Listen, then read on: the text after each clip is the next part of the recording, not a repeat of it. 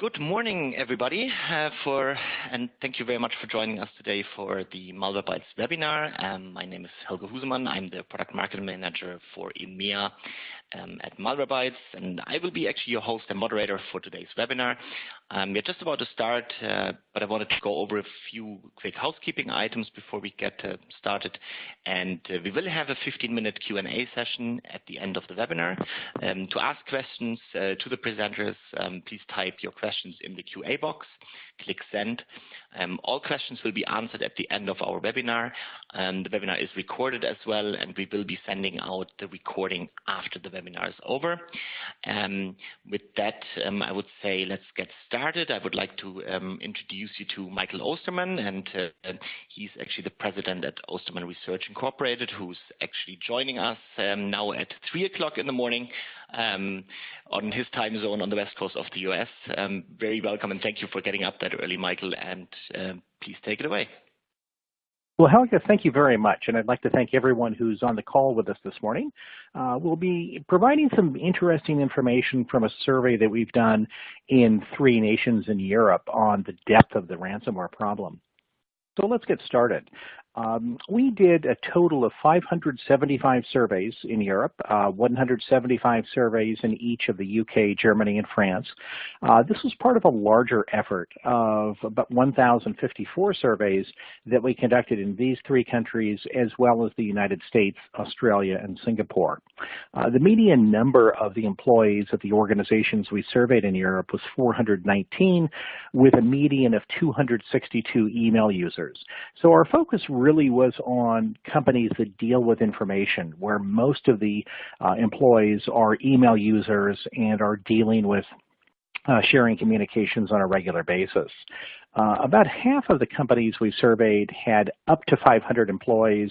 The other half had between 501 and 1,000 employees. We did a survey like this last year, but our focus was on larger organizations. This year, we wanted to focus on small to mid-sized enterprises, or SMEs, really to understand the depth of the ransomware problem in smaller organizations. We did all of the surveys in Europe by telephone. We did a small number online in the United States, but in all of the other geographies, we did primarily telephone-based interviews, and we did all of the surveys during June of this year. So in terms of the key takeaways from the survey, certainly we found that, as is no surprise, ransomware can cause organizations an enormous amount of damage, whether it's disrupting business operations or disrupting the way that people work. We found in some cases that it includes even complete cessation of business operations. Some of the organizations we surveyed had to shut down completely while they dealt with the results of the ransomware infection they experienced. We also found that it's not just the ransomware, it's not just the extortion itself that businesses are dealing with, but also the downtime that ransomware causes, whether it's one machine or a group of machines or all of the computers in a company that shut down. Downtime is actually a much more expensive and much more consequential problem from the results of ransomware. We also found that many of the organizations we surveyed simply did not know the source of their ransomware infection. Now, in most cases, ransomware comes in through email, either through a malicious attachment or a malicious link, but in many cases, organizations could not identify how they had become infected with ransomware. We also found that while ransomware most commonly impacts just a single machine, in many cases ransomware will spread to multiple machines, or in a few cases to every machine on the network. We also found that in every country we surveyed but the United Kingdom, most of the decision makers are opposed to paying ransom demands. There's a notion in most of the organizations we surveyed that they don't comply with terrorist demands. We did find in the UK that most decision makers were open to the notion of paying ransom, but that was not the norm. We also found that not paying ransomware, again, not surprisingly, can result in significant file loss, but we did find a bit of a twist here, and we'll go into that in just a bit. We also found that for most organizations, dealing with ransomware is a very high priority, But the confidence in organizations' ability to solve the ransomware problem is actually quite low. Most organizations don't feel they have a good means of addressing ransomware. Also, the primary focus for dealing with ransomware is primarily technology, not necessarily user training. But as we'll discuss in a few minutes, there tends to be a wide range of opinion here. Some organizations are very focused on security awareness training as the best way to deal with ransomware, while others focus primarily on technology. And finally, most organizations really are not very satisfied with the current level of anti-ransomware technology they have in place. Now, most organizations today do not have ransomware-specific technology in place, but among those that do, they're really not that satisfied with what they have. Now, as you can see here, we surveyed a wide range of industries, and that really was our goal. We wanted to talk to organizations across a wide range of industries, and we were successful in doing that. But our most popular industries that we surveyed were engineering, construction, manufacturing, and retail or e-commerce. But we also spoke to companies in the financial services space, the agriculture space, transportation, and so forth.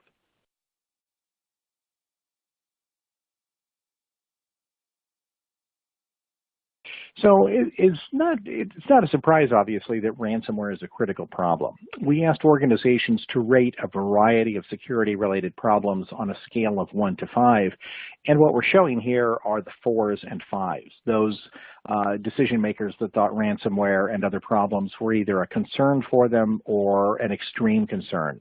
And certainly we found that ransomware is a top 3 problem. 70% of the organizations we surveyed said that they're either concerned or extremely concerned about it, and that was second only to phishing through email and malware infiltration through email. And certainly ransomware was a more serious problem than many of the others that we investigated. What's particularly interesting here, and as we'll show in just a moment, most organizations have not yet been hit with ransomware.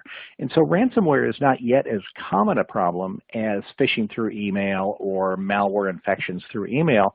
And yet it's still this much of a priority. It's this much of a problem for organizations. So while most organizations have not yet been hit with ransomware, 70% are concerned or extremely concerned. So in terms of the importance of ransomware, we would place this probably as the most important issue that organizations are dealing with because they are very concerned about it and the consequences of it are so serious. So, certainly ransomware is not as common as other types of problems, as I just mentioned. For example, we found that 90% of organizations during the past 12 months have received some sort of a security-related attack, whether it was a phishing attack that resulted in a malware infection or a DDoS attack or a hacking attempt, what have you. We found that 90% of organizations were impacted.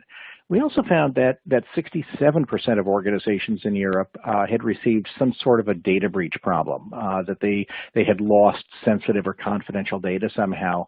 But only 36%, and I say only, had been impacted by ransomware.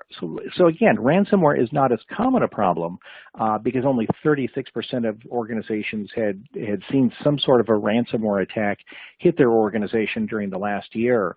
But it does certainly outweigh, in terms of the concern that organizations have for it, they tend to be most concerned about ransomware, even though it's not as common.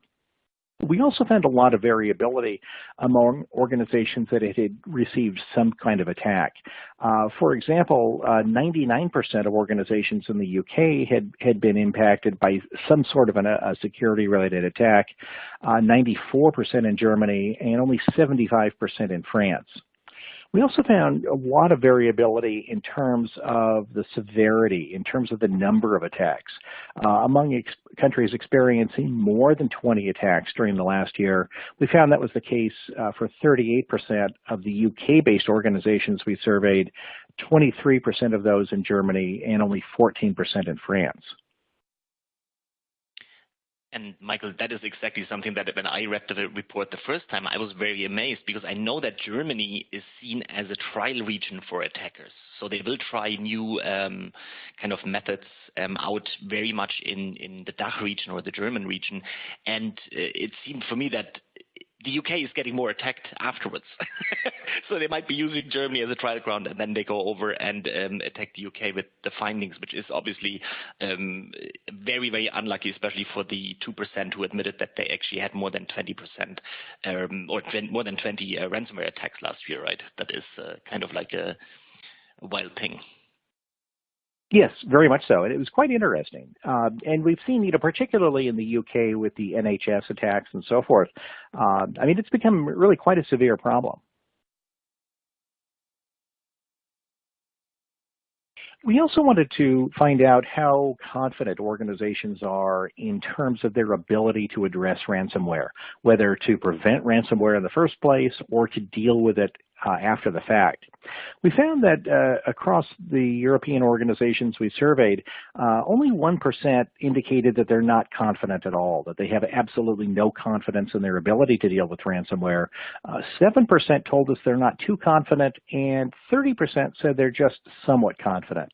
We did find that there was, actually quite a bit of confidence. 62%, close to 2/3 of the companies that we surveyed said that they're either fairly confident or very confident in their ability to deal with ransomware. And again, we found quite a bit of variability here across the countries that we surveyed. Those that were fairly or very confident, it was only 43% in the UK, but it was 69% in France and a high of 75% in Germany. Helga, I wanted to get your thoughts here. What do you attribute the significant differences to in terms of the confidence levels across the different countries? I would really think if you are feeling that you're constantly under attack, which is kind of like the statistics that we've seen in the slide previous, it seems that it's damaging the confidence. So when you're under constant attack, so there's maybe a psychological piece that is probably falling into this, right? I would estimate so. I mean, I think that certainly makes sense. The UK-based organizations we surveyed seem to be under much more significant attack and much more frequent attack than those in either France or Germany. We also found that for most of the ransomware attacks we investigated, it really was confined just to the endpoint. We found that for 63% of the organizations we surveyed, it impacted just the endpoint. It did not spread any further. We did find, however, that for slightly more than 1/3 of the organizations, the ransomware infection they had experienced had spread beyond the endpoint, but had not hit every device in the network. But for 2% of the organizations we surveyed, every device on the corporate network was impacted. And that obviously has very serious ramifications. It can have important ramifications if it's just one computer that has to be dealt with, but when every computer on the network is impacted, that obviously has very serious ramifications. And I think it shows as well that the weakest point of attack on this one is definitely the endpoint, because, and I'm just putting it down to the human factor, obviously, and the social engineering that is standing behind those attacks for actually making the user click something, make the user run the malware if you so want, even though not obviously on purpose. But it makes as well sense that this is the entrance point. Sometimes the endpoint is not even attacked, and then they will move on to maybe the server environments and then look for really the really high potential, really valuable data. And then obviously, and we will see that later on, where the ransomware is then getting not only $300 or euros, but they will actually ramp up then if these attackers know what they're actually having. But definitely it makes sense from my understanding and from what I've seen so far that the endpoint is the biggest problem because of that human factor and the social engineering part. Mm-hmm. Yes, very much so. And I apologize, I just temporarily lost the audio connection, but I'm back. So in terms of the impact of ransomware, obviously there's a wide variety of impacts. Certainly if organizations are infected with ransomware, individuals are personally impacted, whether it's customers or students or vendors or other staff members. There's always a personal impact. Individuals are not able to do their work, they're not able to access their data and so forth. We did find, however, for 24% of the organizations in Europe, it actually stopped business immediately. They had to shut down the business temporarily to remediate the ransomware, to deal with the consequences of it. It may have impacted e-commerce systems, or it may have impacted organizations' ability to access data and so forth. We also found that for about 1 out of 5 organizations, the impact of ransomware is that employees had to start using personally owned devices, their own laptops, their own smartphones, tablets, and so forth. And that can have serious ramifications because individually owned systems typically don't have the same level of protection as corporate systems. The content is not archived as carefully or as completely. There can be some privacy implications as well when individuals are using their own devices. So while there may not be an immediate impact from employees using their own infrastructure to replace the ransomware infected infrastructure of their company, it can have important legal consequences, for example. We did find also for 16% of the firms we surveyed that they actually lost revenue as a result of the ransomware. So it wasn't just the direct impact of the ransomware, but their ability to do business and to generate revenue.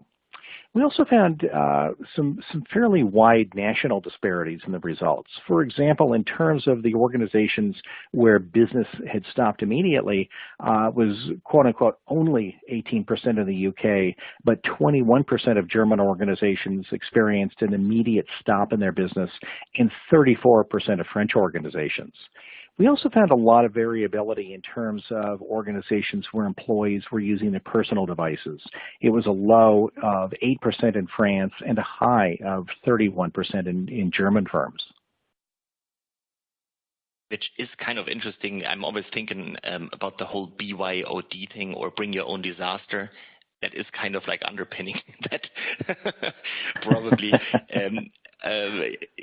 It fits, right? The other thing as well that I've noticed was that 1% actually stated that obviously lives were endangered, which is definitely something. If you think back to the WannaCry, which really broke when the NHS, so the National Health Service in the UK, or the hospitals were affected and had to shut down. This is obviously something that is extremely dangerous. Yes, very much so. And certainly there were a lot of press reports about the NHS that had to divert patients to other hospitals, that had to delay surgeries, and certainly, as you noted, in a small percentage of cases, lives were actually endangered from the ransomware. So in terms of the number of endpoints impacted, we found that for 31% of the organizations we surveyed, the good news here is that it was actually fewer than 1% of the overall number of endpoints were impacted.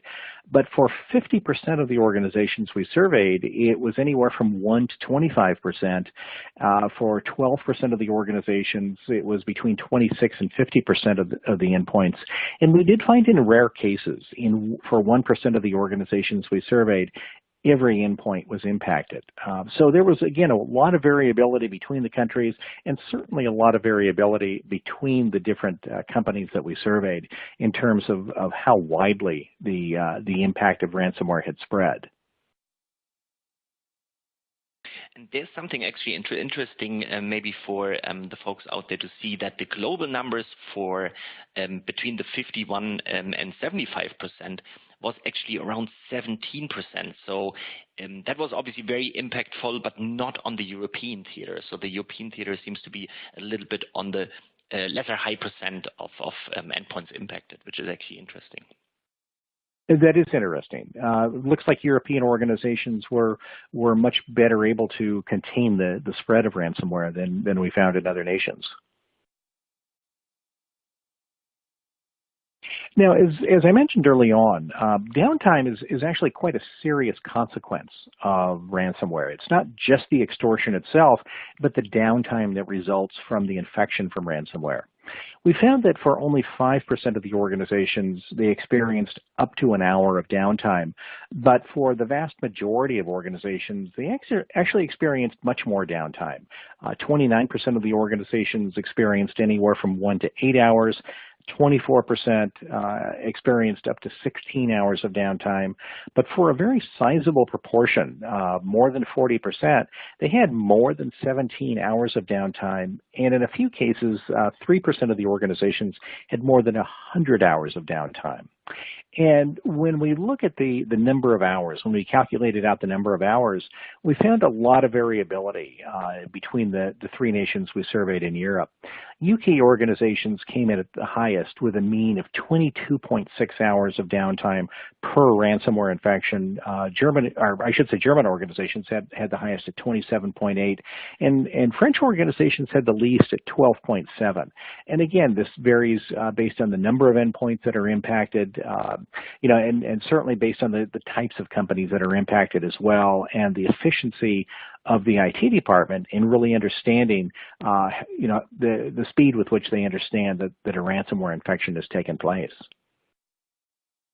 Absolutely, and when I was looking at that, what came then to light was probably during the week when Maersk actually announced that the NotPetya attack in June cost them an estimated $300 million, because that was obviously the consequence of being attacked and not running your ships and not being able to look after your logistics. So if you think about a ship, it's costing a lot of money to keep that on the ocean running, making maybe deadlines for deliveries and stuff like that. This is obviously the worst case scenario, but for smaller organizations, this will be as destructible as you can think of, right? So if you scale it down. So I think it's just, it shows that this is definitely a serious consequence in the aftermath of it. Oh, very much so. And even for a small organization, if there's a delay in shipping a product or in acquiring a customer or losing customers as a result of ransomware, that can have very serious implications. And even a relatively small amount of downtime can have major implications on a company's business. And I think one of the things that we have seen here in Europe, what happened was actually that Milka was obviously for nearly a week not able to produce chocolate, which is an ultimate disaster, obviously, for a lot of people. But it is obviously impacting, absolutely, yeah. Oh, very much so. And it has ramifications down the line for their distribution, for their retailers, and so forth. The whole supply chain. So as I mentioned, yeah, very much so. As I mentioned earlier, many of the organizations we surveyed simply did not know how ransomware entered the organization. Overall, for the European organizations we surveyed, 31% did not know. And this was in contrast to U.S. organizations, for example, where it was only 9%, I believe, that did not know how ransomware entered the organization. Now, where organizations did determine the cause or the source of the ransomware, most commonly it was through email. 22% said that it was either a malicious email attachment. Another 22% said it was a malicious link in an email. For some of the organizations, it was a malicious website or a web application other than email or social media. In a few cases, it was a business application or social media. And in rare cases, it was actually a USB stick. We also found fairly significant differences between the nations in terms of the source of the ransomware. For example, malicious email attachments accounted for only 17% of the ransomware infections in the UK, but a high of 32% in Germany. Websites were a much more common source of ransomware in Germany, and it was unknown in 41% of French organizations versus 35% in the UK, or only 17% in Germany. Helga, what do you attribute the significant differences to in terms of organizations not knowing the source of the ransomware infection? I put it down maybe to, up to a certain point, maybe the technical piece of looking at where it comes from, and maybe as well in regards to laws, maybe in the regions, in regards to, do I have to actually do a forensic analysis of things? Do I have to actually tell everybody that I have been attacked? So there is obviously, I think, parts going into that, I believe. So if you are a little bit more, let's say, lax on or relaxed on the law side, that you do not have to actually tell that you had a data breach or a ransomware attack, you might get away with just ignoring it. You clean it up and you don't think about it. And if you are a little bit tougher in regards to, you have to find out, you have to actually lay open of how vulnerable your organization is, that might have an impact, I think. Mm-hmm. Yeah, good point. We also surveyed how IT responds to ransomware. We wanted to understand how long it takes for organizations to understand that ransomware had infected their organizations. What we found is that for 6 in 10 of the organizations we surveyed, it actually took more than an hour before they knew they had been victimized by ransomware. Only 6% had really understood the impact of the ransomware infection in no more than 5 minutes after it occurred. But for the vast majority, it actually took quite some time before they understood that they had been infected by ransomware. And I think part of this is due to the fact that we were surveying smaller organizations, SMEs of no more than 1,000 employees, but many of these were actually smaller organizations that are maybe not as sophisticated. They don't have dedicated IT staff that are constantly monitoring the network. They don't have a network operations center. They don't have a security operations center. And so they may not understand right away what has happened with a ransomware infection. Now, it's interesting that ransomware almost harkens back to the old days of virus infection, where viruses were very noisy. If you go back to the early 1990s, for example, with the stoned virus, as soon as you were infected, you received a message on your screen that your computer had been infected. Most modern malware tends to be very quiet. They want to operate in the background, things like keystroke loggers.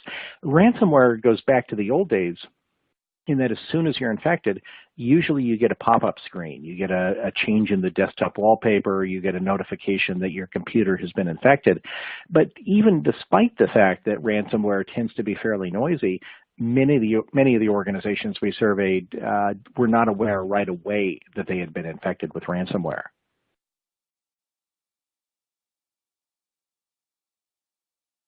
So in terms of the amounts demanded, we found that we're talking again to small to mid-sized enterprises.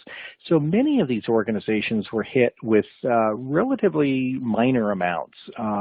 For about half of the organizations we surveyed, they had a ransomware demand of no more than $1,000. We did find, however, that for many of the organizations, they did have more expensive ransomware demands. 19% had demands up to $5,000, 13% had up to $10,000, and for about 20%, they had much more expensive ransomware demands. Now, certainly we would expect that larger organizations would be hit with larger ransomware demands, and smaller ones would be hit with smaller ones, which is more or less what we found. And this was reasonably consistent across all of the geographies that we surveyed. Helga, do you have any thoughts on this in terms of the amounts that are demanded?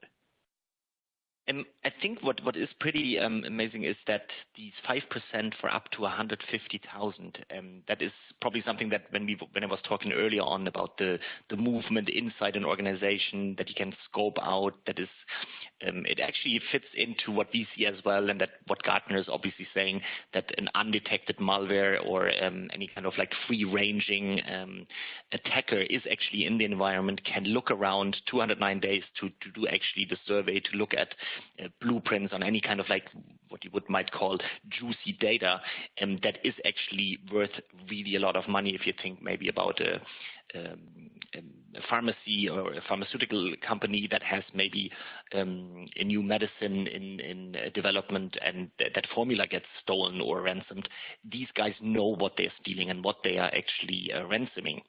And that is where these really high ransomware cases come. For example, there is a South Korean company, which is obviously not on the European theater, but there was a South Korean web hosting firm who paid actually around $1 million ransom. That was at that point around 397 bitcoins. And that is obviously something you do not want to happen. Yes, very much so. And I think we'll probably see more of those high-profile ransom demands in the future. Certainly, we've seen a few already, but those on the order of that were paid by the South Korean company, I think will become a bit more common in the future. Yeah, absolutely, and probably as well from the size of the company that has some impact on it. Mm-hmm, exactly. We also asked organizations if they had paid the ransom, if they had been infected with ransomware, and we found that across Europe, most of the organizations chose not to pay the ransom. 74% said no, they did not choose to pay the ransom, but we found significant variability by country. For those in the UK, 43% chose to pay the ransom versus only 16 to 17% in both France and Germany. So again, very significant differences here in the willingness to pay the ransom once a ransomware infection has been experienced. And it's actually interesting as well, because obviously I've looked at the global one, I've looked at the US findings as well. And in Germany and France, both are actually with 17 and respectively 16%, are actually less than the US in their stance in regards to we do not negotiate with ransomware demands or terrorists in that matter. And the UK really seems to pay, and Germany, France is definitely against paying the ransom and fueling obviously this ransomware industry, if you so want, right? Yes, exactly. And I'm wondering to what extent the impact on the NHS has had a role in sort of convincing UK-based companies that they should pay. Because certainly the NHS has been significantly impacted by ransomware over the past couple of years, and there may be just a mood that has been generated to pay the ransom, much more than in France, Germany, and in other countries. I think that has we also wanted to do with it. Mm-hmm. We also wanted to determine if files were lost as a result of ransom not being paid. And what we found is that among organizations that chose not to pay ransomware demands, nearly a third lost files as a result. And again, we found some significant variability here. In the UK, close to half of the companies that chose not to pay lost data as a result of their decision, but that was only 24% in Germany and 25% in France. And what was interesting across all of the 6 geographies that we surveyed is that there was something of a loose correlation between the decision not to pay ransom and the resulting file loss.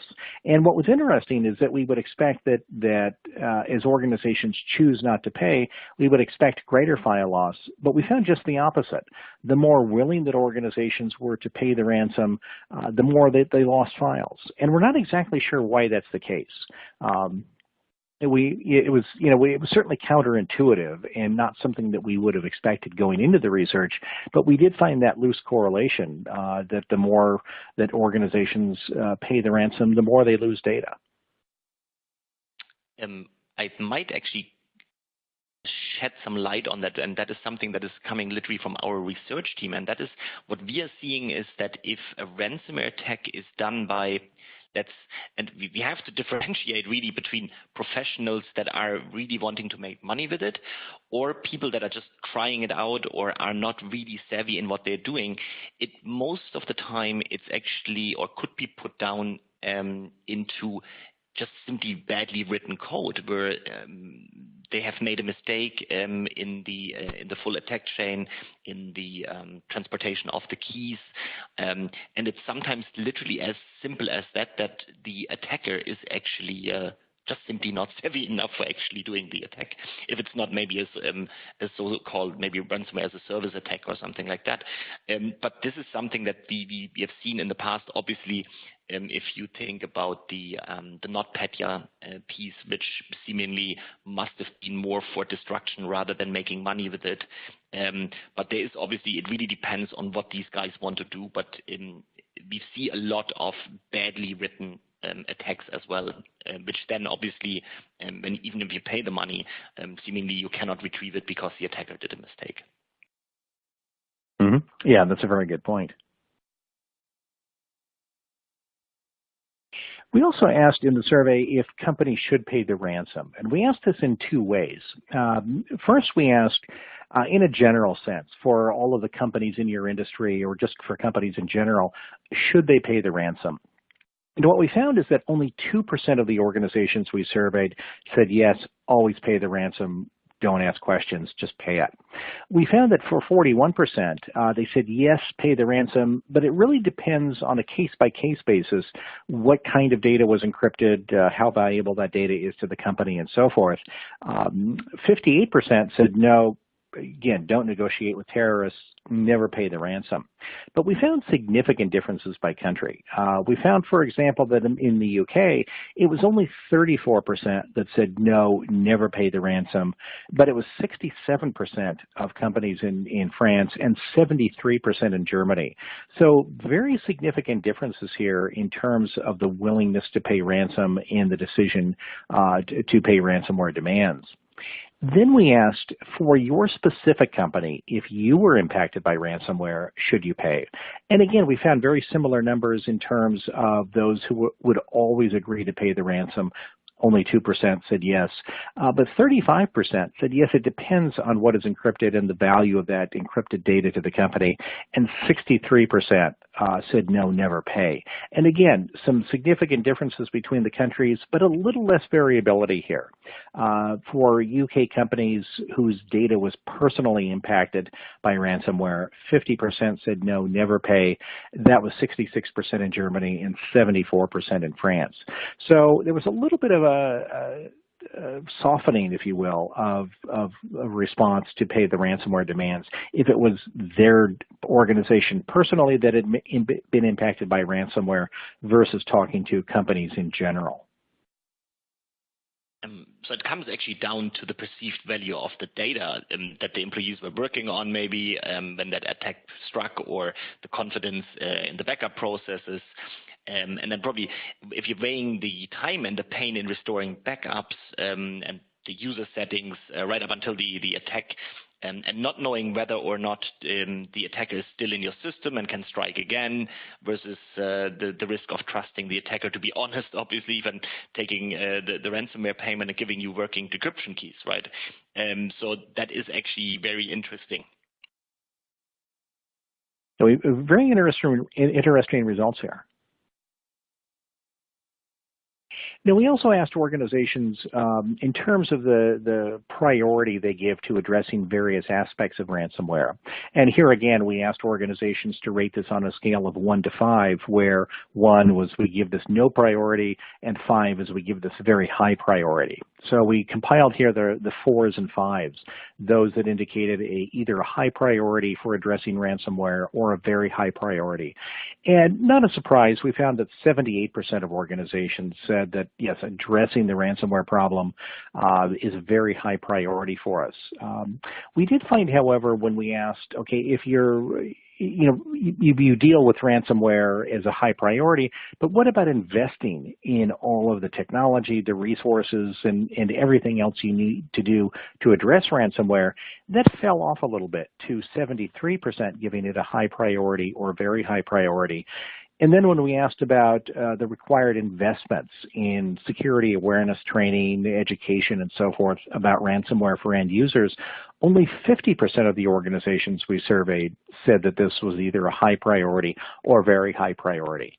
So at a conceptual level, addressing ransomware is a high priority from the vast majority of firms.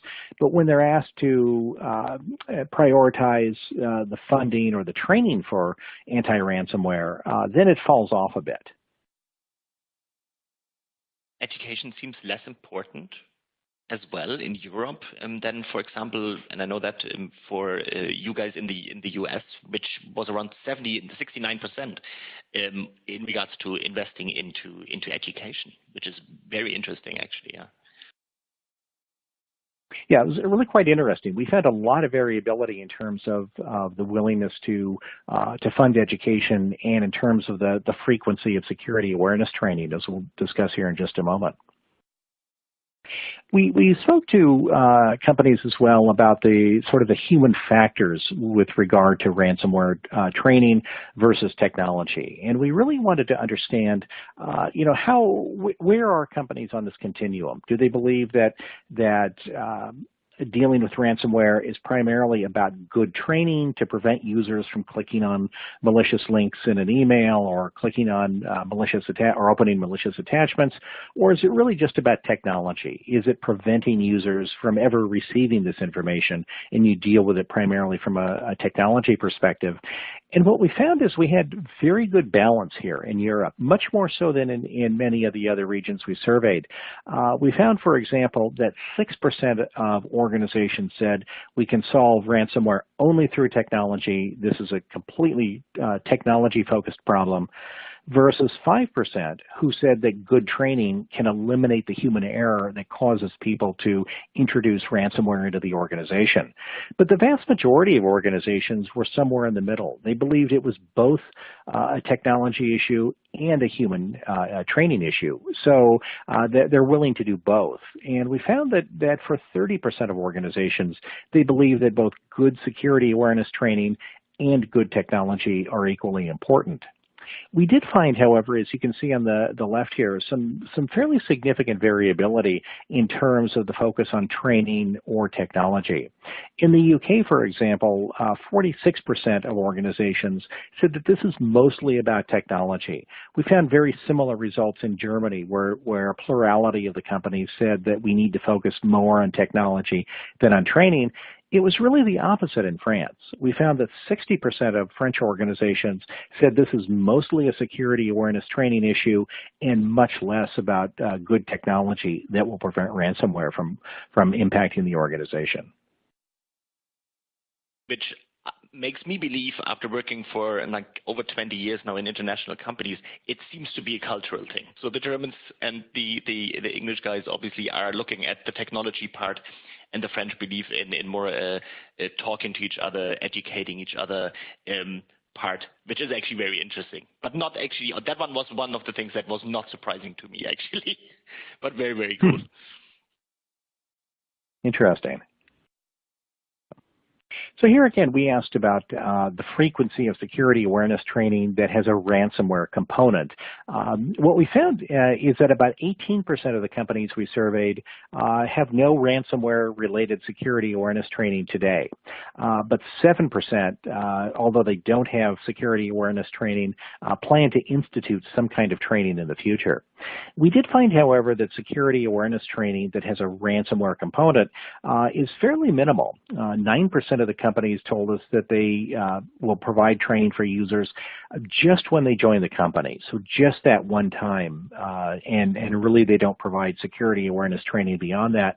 19% told us that they do provide training, but no more than once per year. At the other end of the spectrum, we found that 23% of organizations provide more or less continual training for their users in their terms of their ability to deal with ransomware, and 8% provide training 4 or more times per year. So certainly most of the companies we surveyed provide relatively minimal training. And again, we found some national variability here. 14% of the UK-based companies that we spoke to provide no training versus a high of 31% in Germany. And again, this goes back to the differences in the priority for technology versus training. German companies tend to be much more focused on the training aspect of dealing with ransomware versus in France, German companies are much more focused on technology. French companies focused much more on training. So again, we found fairly significant national variability here.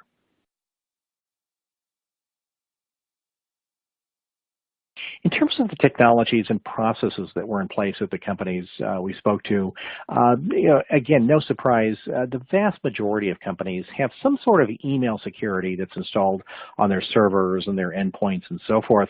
And also the vast majority of organizations provide regular on-premises data backup so that they're able to recover from ransomware. They can restore endpoints to a known good state.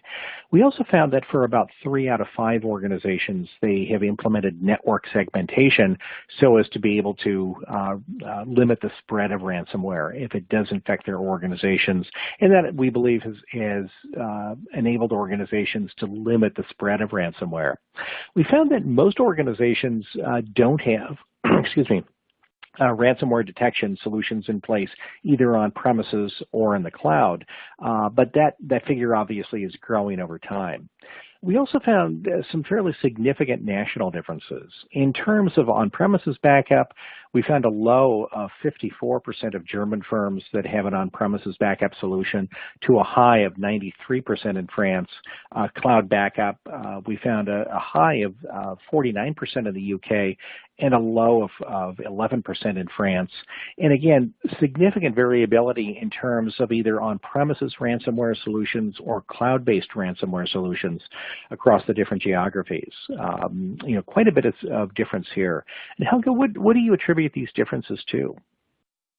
I would nearly say that Germany and France are not trusting the cloud, which seems to be evil. So that is definitely something that is not surprising. But the UK seems to be very much relaxed in regards to the cloud approach. I think very interesting data there. Yeah, but we had really quite interesting results and a lot of variability here. And as you say, I mean, it may just go back to a trust in the cloud in general, as opposed to anything specific related to ransomware. Yeah. So that concludes the formal presentation. Just a little bit about Osterman Research. We're an independent market research and consulting firm, very focused on communications and collaboration with a strong emphasis on security. As you can see here from our results, the company is about 16 years old, and we are based near Seattle. Here's our contact information. We're going to go right into a question and answer period, but if you do have any questions that come up after the fact, we would be happy to entertain your questions at any time. So Helge, I'm going to hand the floor to you now. Cool. Thank you, Michael. Thank you very much. Okay, so I'm Helge Husemann. For those of you who don't know me, I'm the product marketing manager here in EMEA with Malwarebytes. And although I had an opportunity to work with some really good companies in the past in the endpoint and as well network security space, I really love working actually on the endpoint security part with Malwarebytes.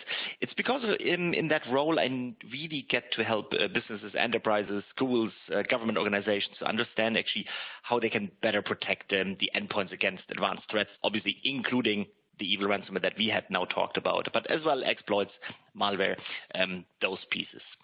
If you probably, a lot of you guys out there that are joining here know Malwarebytes. We were founded in 2008. I'm going to give you a quick update or a quick overview of Malwarebytes. And Malwarebytes is a cybersecurity company that is really trusted by millions of people around the globe on the consumer level as well as on the business level. They look usually to Malwarebytes to detect and remove threats from their desktops, laptops, servers, and mobile devices at this point as well. And we are actually extremely effective because we are actually getting a lot of what we would call telemetric data back from the people that are using us actually. And that is a couple of statistics here. For example, we have around 500,000 downloads of our products per day. That is a really significant amount. Then at the same time, we see around 3 million infections that we are actually picking up that other vendors are obviously letting through, because we can assume that everybody at this day and age has actually a security solution or an AV solution on their endpoints. But we have, because of those amount of downloads, we see around huge amount of telemetric data that is going to come back to us, and that is a unique position that this gives us. And when we have a true first look at the latest threats and businesses that businesses are facing, which have evaded their defenses, infecting the systems, we actually perform a human approach, obviously, with our research team, at the same time that we do a lot of big data analysis in the background. And we obviously utilize these technologies in all of the products that we build. It doesn't matter if it is on the professional side and in proactive security, or on the what we would nearly call remediation or cleanup capabilities of the products, which I know a lot of you guys use out there. Now, if we are looking at something, and I want to show you a little bit about what we would call the multi-vector protection that we have, because you will see that the technologies that we are using is something that we believe is something very, very unique. And we are addressing, obviously, this in regards, it involves a combination of layered detection techniques spanning the time frame before the threat is executed and until the time that it's actually after that it's being executed. So there is a pre-execution and a post-execution phase for any kind of attack out there. And to address that, actually, we have developed 7 layers of protection that are used to block attacks at every stage of that, what you, I bet, know, the attack kill chain. Now, web protection is actually preventing access to malicious files or to malicious websites, ad networks, scammer networks, bad neighborhoods. Application hardening reduces the vulnerability surface and proactively detects fingerprinting attempts used by advanced attacks, and that is actually signature-less security. Other part is exploit mitigations, and that is actually proactively detecting and blocking attempts to abuse vulnerabilities and remotely execute code on machine. Again, this is a signature-less technology that we have, an application behavior protection, which prevents apps from infecting the machine. Again, signature-less, so everything green over here is signature-less. The next part is anomaly detection, which is actually a new technology that we created, and that proactively it identifies viruses and malware using a machine learning component on this. And then obviously we have the payload analysis with heuristics and behavioral rules, identifies entire families of actually known and relevant malware that we see. And that is actually an updated one. You can see that on the blue color here. And then you have ransomware mitigation, which detects and blocks ransomware via behavior monitoring technology. Again, this is signature-less.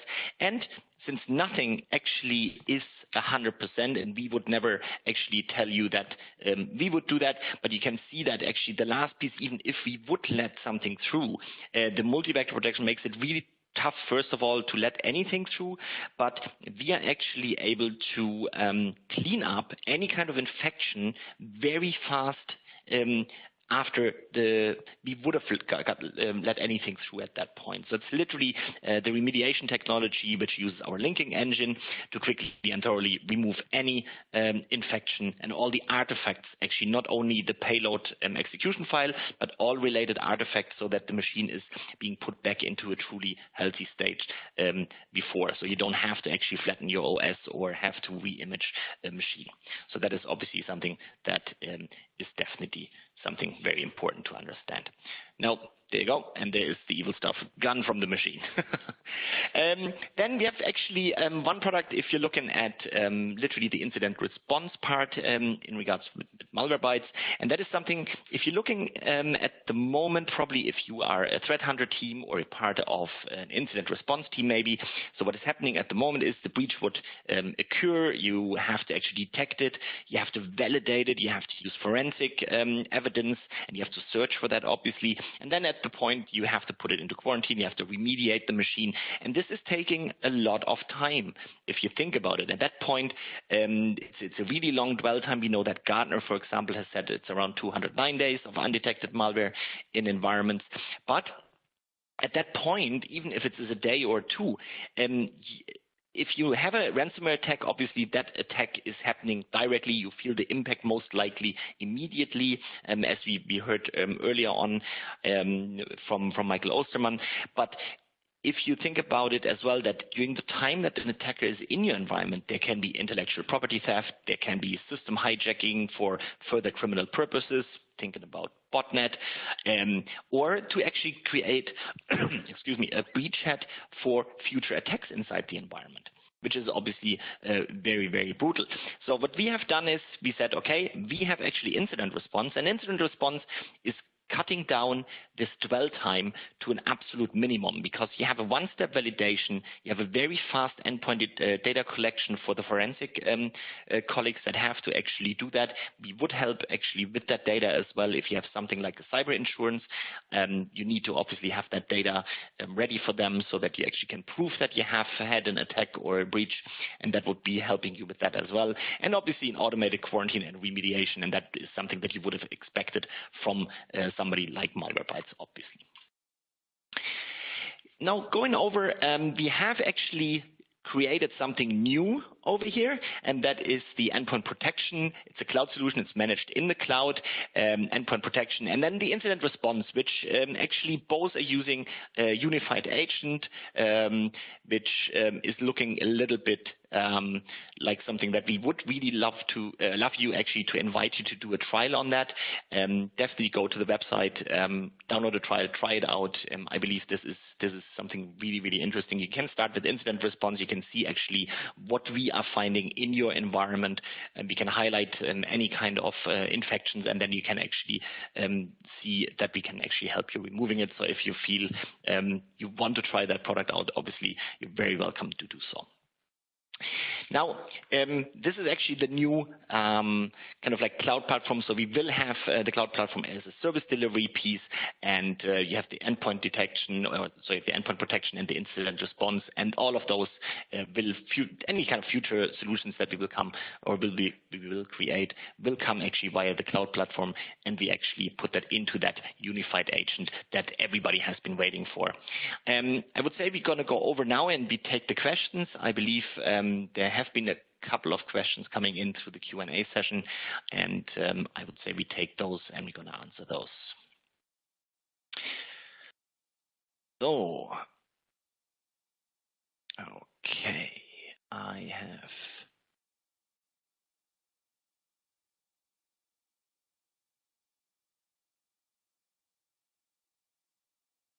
start. Okay.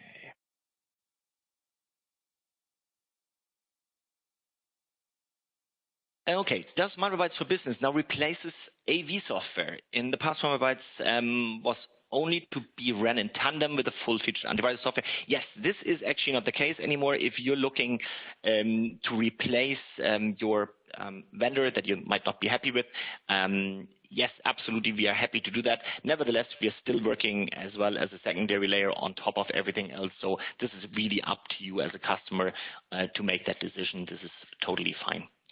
How does one evaluate Malwarebytes against the many other endpoint solutions? I would say that's very easy. Go onto our website and do a trial, and we're very happy to take to help you through the trial with our SE team. So that is absolutely not a problem, and very happy to help you on that one. I think that would actually explode this conversation over here. Is there a specific OS that is more vulnerable, or can any OS be targeted? I think at this point, we probably have to say that every OS is vulnerable. If it is Android, if it is Microsoft OS, if it is Apple at this point, a lot of you guys have heard about the Firefly part on Mac OS. So I wouldn't. There is nothing anymore in regards to that. I think every OS is attackable. It's a sad truth, but nevertheless, it is the truth. If you pay the ransom, are you more targeted to future attacks? I don't believe so, actually, to be honest. I think in regards, for example, if you look at the Jeff ransomware that ran at the same time as WannaCry hit, didn't get obviously as much press maybe as WannaCry did, but it's being delivered by a botnet that spams out millions of emails, and it's really it has nothing to do that you really going to get after it just because you paid once, you get a targeted attack afterwards. I don't believe actually in that. Once they have access to your files, how would you not pay the ransom? Well, can they do further damage to your files? Good question, but I believe that because of backup solutions, and maybe one thing that I have to say in regards to backup solutions, make sure that the backup that you do is actually clean and doesn't have any kind of like sleeper malware in there or anything, maybe a ransomware with a time bomb being installed. So for that, for example, would be incident response, that you maybe clean up the endpoint or the data point, and that we can actually make sure that at that point that you store the data is actually clean. There's nothing worse than putting a backup into the system and then just simply see that the ransomware attack just starts running again. That is obviously something that is extremely brutal, and we've seen that sadly happening in the past. Do you feel malware as a service is playing a part in the number of attacks happening? Oh, absolutely. There is no doubt about it. I believe that is definitely something that is happening on this, because it's ransomware as a service is out there. You can pay very much small amount of money if it's written properly, you can make a lot of money out of it. So that is definitely something that I would say is happening. And I think there is something definitely that is happening here, and that is a question, and I need Michael actually to answer that probably. What do you think the 5 to 10 year horizon on ransomware looks like?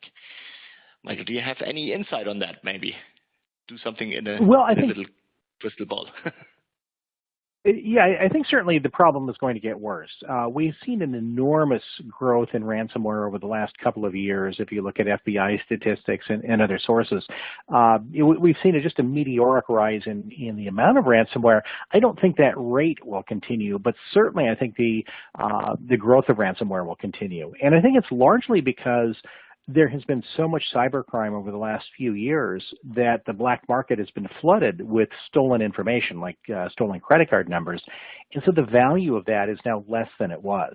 And so if a cyber criminal is going to continue to make more money, we think they're going to go directly to the victim themselves, as opposed to stealing something that later has to be sold. So I think certainly ransomware is going to continue over the next 5 to 10 years. I don't think there's any doubt about that. And we're actually having a little bit over the time, so everybody that has actually sent questions in, we make sure that the questions are going to get answered afterwards. And I think very sorry for that. I think we took a little bit longer than we anticipated. But thank you, Michael, for that really interesting and informative presentation. It brings this one to an end. I hope it was very insightful for everybody that was on the call. Please keep actually sending out the questionnaire, and we definitely make sure that we're going to answer those. Thank you again for joining today's webinar. Michael, thank you very much for actually attending at that hour of the day, and have a good night for you. Bye-bye. Great. Thank you so much.